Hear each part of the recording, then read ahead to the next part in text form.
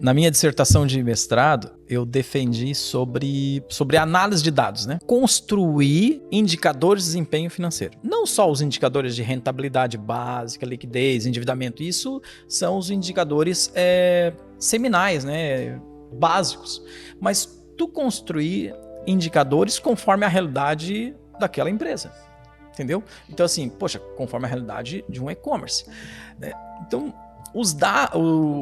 as informações, né, os dados, eles estão espalhados, ainda não estão organizados. Como é que a gente faz uma compra bem feita, uma análise, se você ter uma informação mais detalhada? Isso é a análise de dados.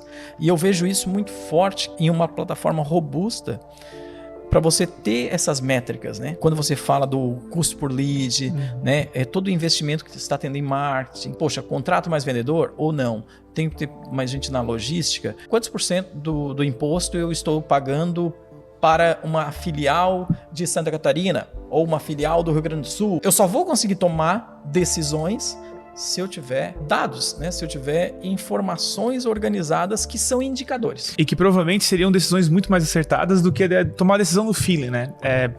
Eu lanço um desafio assim para quem tem e-commerce, que é muito relacionado com taxa de conversão. Taxa de conversão para quem tem e-commerce é uma medida assim muito normal, todo mundo entende de taxa de conversão, mas o desafio é entender, né, qual a sua taxa de conversão por estado. Como é que é a sua taxa de conversão por estado, né? Será que a sua taxa de conversão por estado não tem uma disparidade tão grande e aí você tá lançando Facebook Ads e Google Ads para todo o Brasil de forma igual?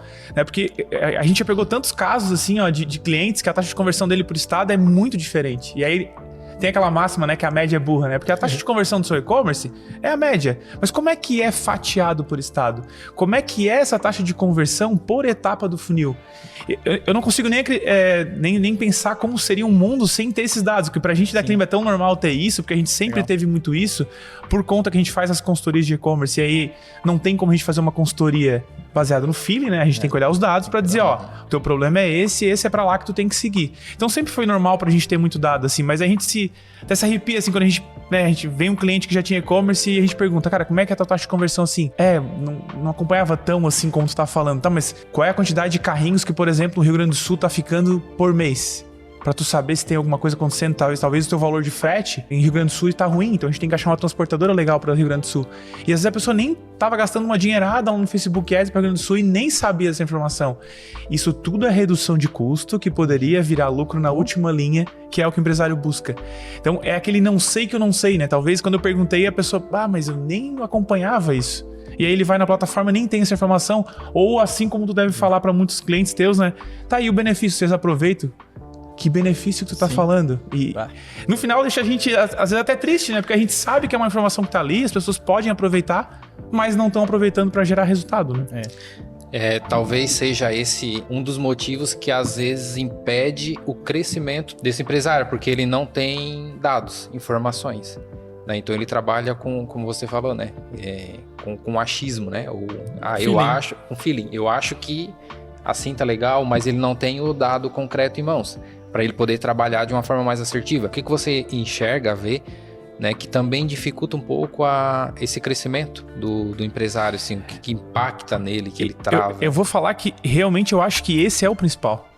Ele realmente é o principal, assim, porque o empresário de loja física, né, ele tem uma tendência a olhar para muitas informações muito mais baseado na conversa, né, porque se ele ficar conversando durante uma semana com os seus consumidores, ele já tem uma noção, o meu atendimento não tá legal, né, os produtos que eu comprei tá lá pegando poeira, já vi que eu fiz uma compra errada.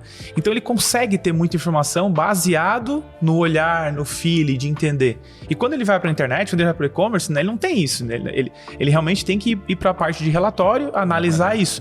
Por isso que ferramentas que de alguma forma entreguem esse conhecimento para ele, ou por exemplo, pessoas, né? No nosso caso, a Klimba tem plataforma que também tem isso, a gente tem consultor interno. Então a gente vai ali e faz a análise do e-commerce dele para passar. Seguinte, ó, teu problema é isso, saiu algumas oportunidades aqui, ou até curva ABC, por exemplo. A gente é uma das poucas plataformas no Brasil hoje que entrega a curva ABC, que é uma coisa muito básica de administração, mas em termos de plataformas de e-commerce, eles não se atentaram que, pô, como é que tá a tua curva ABC? Às vezes tua curva A, tu poderia, tipo, tá colocando mais foto na página do produto, colocando mais vídeo, refazendo as fotos, né? Porque às vezes ela já tá com uma taxa de conversão, se te refazer essas fotos, como é que seria? Então, esse eu acho que é o principal motivo que leva o empresário a não ter mais resultado. Eu entendo que tem uma barreira de arrebentação, assim, ele vai até entre 50 mil e 100 mil reais, sabe, na força da vontade, ele vai chegando lá. Só que a hora que chega ali, aquele empresário que já tá ali com 50 mil reais de faturamento, 100 mil, e ele quer passar essa barreira para alcançar o seu 500, o seu 1 milhão, o seu 2 milhões, 5 milhões, como a gente tem cliente dentro de casa, não dá mais para ser na sorte, no feeling. Aí realmente ele tem que ter alguma coisa mais avançada para entregar esses dados. E qual o benefício, né, de começar isso certo, né?